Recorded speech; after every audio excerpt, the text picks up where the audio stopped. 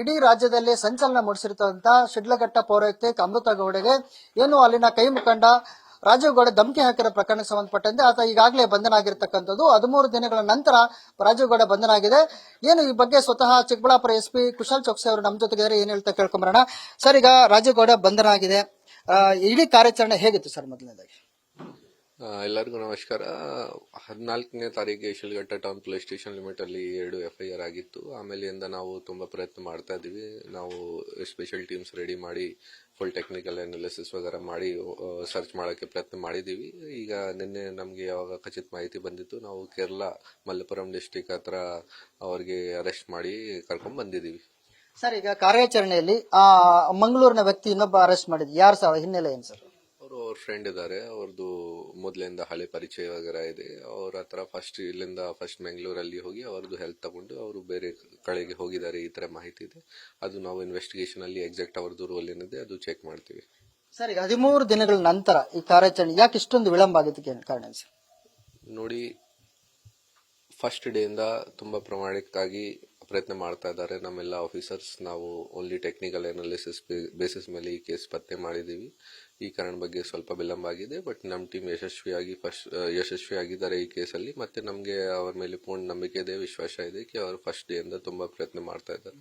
Sir, ಈ ಪ್ರಕರಣದಲ್ಲಿ ರಾಜ್ಯದಲ್ಲಿ ಎಲ್ಲ ಚರ್ಚೆ ಮಾಡ್ತಾ ಇದ್ದು ರಾಜಕೀಯ ಒತ್ತಡಗಳಿತ್ತು. DCM ಇರ್ಬೋದು, ಹೋಮ್ ಮಿನಿಸ್ಟರ್ ಇರ್ಬೋದು, ಹಲವು ಸಚಿವರು ಒತ್ತಡ ಹಾಕಿ ಬಂಧನ ಮಾಡಬಾರದು ಅಂತ ಒತ್ತಾಯ ಪೊಲೀಸರ ಮೇಲೆ ಒತ್ತಾಯ ಮಾಡಿದ್ರು ಅಂತ ಹೇಳ್ತಿದ್ರು. ಈ ಬಗ್ಗೆ ತಮಗಲ್ಲಿ ಯಾವ ತರ ಇದೆ ಮಾಹಿತಿ? ನೋಡಿ, ಪೊಲೀಸ್ ಇಲಾಖೆ ಒಂದು ಪೊಲೀಸ್ ಆಫೀಸರ್ದು ಏನ್ ಡ್ಯೂಟಿ ಇದೆ ಕಿ ಕಾನೂನು ಸುವ್ಯವಸ್ಥೆ ಮತ್ತೆ ಕ್ರೈಮ್ ಕಂಟ್ರೋಲ್ ಮಾಡಬೇಕು. ಅದು ನಾವು ನಮ್ಮ ಡ್ಯೂಟಿ ಏನಿದೆ, ರೆಸ್ಪಾನ್ಸಿಬಿಲಿಟಿ ಏನಿದೆ, ಅದು ನಾವು ಏನೇನ್ ಮಾಡಬೇಕು ಅದು ಎಲ್ಲ ನಮ್ಮ ಕಡೆಯಿಂದ ಕ್ರಮ ತಗೋಬೇಕು. ಅದು ನಾವು ಮಾಡಿದೀವಿ.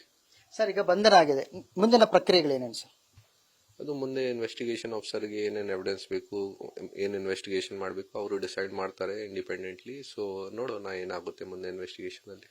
ಸರ್, ಈಗ ಎಲ್ಲಿ ಬಂಧನ ಮಾಡಿ ಎಲ್ಲಿ ಕರ್ಕೊಂಡ್ ಬಂದ್ರಿ, ಎಲ್ಲಿ ವಿಚಾರಣೆ ನಡೀತಾ ಇದೆ, ಈಗ ಎಲ್ಲಿ ಸಬ್ಮಿಟ್ ಮಾಡ್ತೀರಿ ಸರ್?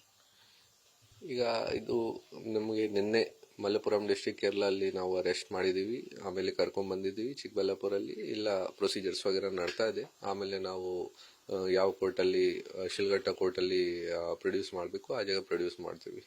ಸರ್, ಈಗ ಅಮೃತ ಗೌಡ ರಕ್ಷಣೆ ಕೋರಿ ತಮ್ಮ ಪತ್ರ ಬರೆದಿದ್ದಾರೆ, ಮತ್ತೆ ಆಕೆ ಕೂಡ ಸಾಕಷ್ಟು ಸ್ಥಳೀಯ ಮುಖಂಡರು, ಕಾರ್ಯಕರ್ತರು ಬೆದರಿಕೆಗಳು ಕೂಡ ಬರ್ತಾ ಇರ್ತಕ್ಕಂಥದ್ದು. ಈ ಬಗ್ಗೆ ಯಾವ ತರ ರಕ್ಷಣೆ ಕೊಡ್ತೀರಿ ಸರ್? ನಾವು ಅವ್ರಿಗೆ ನಮ್ಮ ಸೈಡ್ ಇಂದ ಏನ್ ಸಹಕಾರ ಬೇಕು, ಸೇಫ್ಟಿ ಬೇಕು, ಅದೆಲ್ಲ ನಾವು ಕೊಡ್ತಾ ಇದೀವಿ. ನಮ್ಮ ಆಫೀಸರ್ಸ್ ಅವ್ರ ಜೊತೆ ರೆಗ್ಯುಲರ್ ಆಗಿ ಕಾಂಟ್ಯಾಕ್ಟ್ ಅಲ್ಲಿ ಇದ್ದಾರೆ.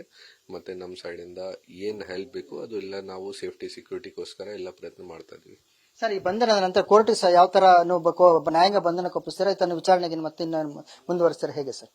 ನೋಡೋಣ, ಅದು ಇನ್ವೆಸ್ಟಿಗೇಷನ್ ಆಫೀಸರ್ ಡಿಸೈಡ್ ಮಾಡ್ತಾರೆ. ಅವರಿಗೆ ಕೇಸಲ್ಲಿ ಏನು ಅವಶ್ಯಕತೆ ಇದೆ ಆ ಪ್ರಕಾರ ಅವರು ಡಿಸೈಡ್ ಮಾಡಿಕೊಂಡು ಫೈನಲ್ ಡಿಸಿಷನ್ ಬರ್ತಾರೆ. ಏನು ಇದಿಷ್ಟು ಚಿಕ್ಕಬಳ್ಳಾಪುರ SP ಕುಶಾಲ್ ಚೌಕ್ಸಿ ಮಾತಾಗಿರ್ತಕ್ಕಂಥದ್ದು. ಏನು ರಾಜೀವ್ ಗೌಡ ಬಂಧನ ಅಂತ ಪ್ರಕ್ರಿಯೆಗಳು ಏನೇನು ಇರುತ್ತೆ ಅನ್ನೋ ಎಲ್ಲ ಮಾಹಿತಿಯನ್ನ ಈಗಷ್ಟೇ ಬಿಚ್ಚಿಟ್ಟಿರ್ತಕ್ಕಂಥದ್ದು. ಕ್ಯಾಮರಾ ಪರ್ಸನ್ ರೋಷನ್ ಜೊತೆ ಸುರೇಶ್ ಬಾಬು, ನ್ಯೂಸ್ ಫಾಸ್ಟ್.